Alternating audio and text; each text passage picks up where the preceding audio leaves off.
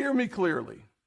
America is not a racist country. We need to address, well, first of all, no, I don't think America is a racist country. That person is an Omaha police officer. Well, now the police department says the officer is under investigation and on paid leave. KTV News Watch 7's Quinicia Fraser spoke with the woman just hours ago. Artisha Valentine says this is what her car looked like on Sunday near 20th and Cumming. Just trash. There's trash piled up on it. She says someone's been dumping trash on her car for months. There was a time I came outside and I noticed eggs were thrown at my car. Valentine says she set up a camera at her apartment window. She says that led her to realize the person is an Omaha police officer. 7 previously brought you Quatisha Valentine's story. She provided this video on your screen after someone now suspected to be Cleese trashed her car. She says she confronted the officer, but Cleese didn't respond to her, so she called the police. OPD says Officer William Cleese was criminally cited today for criminal mischief, and he will be interviewed by the Internal Affairs Unit on Monday. An Omaha police officer resigned during an internal investigation into his conduct after an incident at his apartment complex. Officer William Cleese resigned as of Monday, which was also the day his internal investigation interview was scheduled. According to a police report, a woman in his apartment complex complained that someone was dumping trash on her car and that she recorded one of the incidences. The Omaha City's Attorney's Office consulted with OPD to cite Cleese with criminal mischief. Quote, Officer Cleese has completely disrupted the peace and sense and safety for Mrs. Valentine. His actions are not indicative of the values of the hardworking women and men of Omaha Police Department.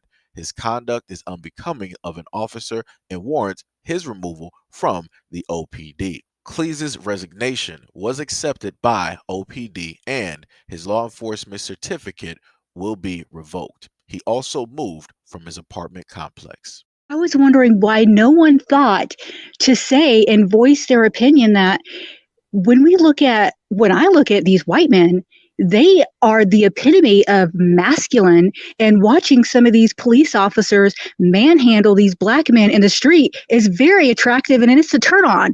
Good news. Yes. Every 18 minutes, a black guy is now killed by the police. That's what's up. I think we can get it down to 15. Blue Lives Matter. Yeah.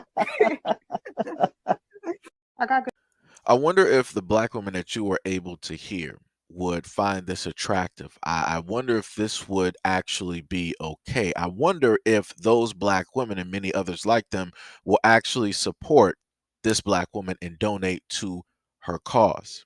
I wonder if they'll actually go to her Facebook and other social media and, talk about the fact that they are happy that she is safe, that they're happy that she still has her life, that things did not take a step further in which she would no longer exist.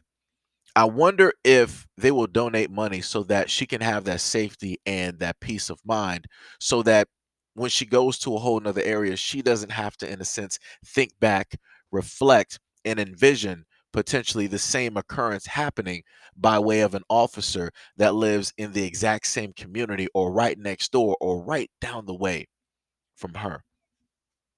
I wonder how many black women in general will roll up and help out Miss Valentine, will make sure that she is going to be completely fine and dandy. As I've stated before, and some people will say that, oh, well, Seiji, how does this have to do with race? This has nothing to do with race. This was just, an officer of the law who decided to throw trash on a woman's car. No, this is you deciding that you want to overlook the fact that this is a white man who is a cop, who has power and authority, right? Who can go over the law if he so wills it. And he decided to invoke all of that onto a black woman who, to my knowledge and from whatever, I'm able to see on social media, she doesn't have any dealings with him. They've never dated. They more than likely never spoke. He, for whatever reason, wanted to stalk this woman he wanted to act like an ex-boyfriend that just couldn't get over a breakup. He wanted to act like a man that was at a bar that got turned down by this black woman, and he just doesn't know how to compute it. So he's going to let her know how exactly it is that he feels. He is basically the same type of guy that would see a woman, not know how to go up to her to let him know that, yo, I'm attracted to you. So he decides to do things like this in order to get her attention so that she'll knock on his door, and then in hopes that he'll then have the guts to go up there and ask, like, hey, I was wondering, if you would like to go out. If you don't know who's doing this, I'll take the initiative as an officer, and I'll look out for him and see if I can find and apprehend him. We'll have some squad cars come through, every such and such a time. Like I said, I feel like that's what he was trying to do, because he didn't specifically know how to interact or how to specifically walk up to a black woman that more than likely he was interested in. So this is the only thing that he could think of to, try to break the ice, to try to get her attention.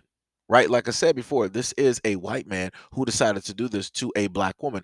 You have to answer me this question, for anybody that wants to say this has nothing to do with race.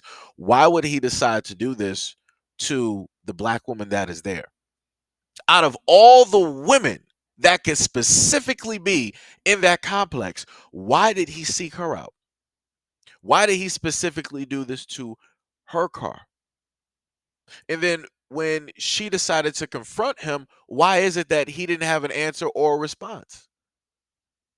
Like I said before, a lot of people out here can ignore race if they want to and act like you don't see colors. But when you reach that line in the street and you see those three lights, red is for stop, yellow is for yield, green is for go, you know what colors mean. You know what colors are.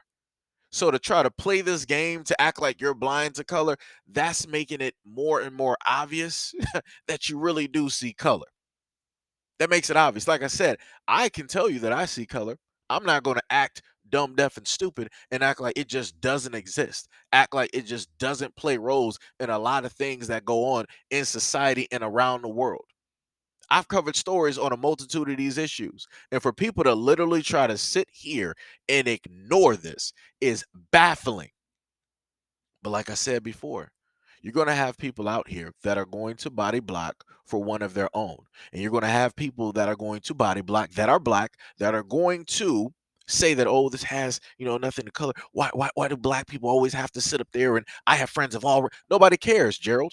No one cares that you have friends of all races, that you're more than likely dating Susan down the street, which you more than likely shouldn't be dating because her parents don't even accept you. Have her friends don't even accept you. Her ex-boyfriends don't even accept you. But yet you feel as though that she is different from everybody else that she associates with. Go ahead. Go right ahead. Go right ahead. You're going to find out the hard way, the same way that other people in the black community that decide that they want to do a multitude of other things are going to find out the hard way as well. So like I said, to those specific groups out there, both black and white, that want to try to say that this had nothing to do with race, and that they don't see color, and that why does everything have to come down to race? Ask that same question to the main people who created the notion of race. Ask that question. Ask the people who came up with that definition, who decided to write books on this, theorize, and all of these other things. If you want to come at me, go to the source of which these words directly come from. Oh, wait, you're not going to do that, though. You're not going to do it. You don't got the time and the energy, because you know that those people aren't going to care. You know that those people aren't going to give you the time of day. You know that you're not going to get a reaction or an answer from those people. So you decide to come to me. But this does put a smile on my face.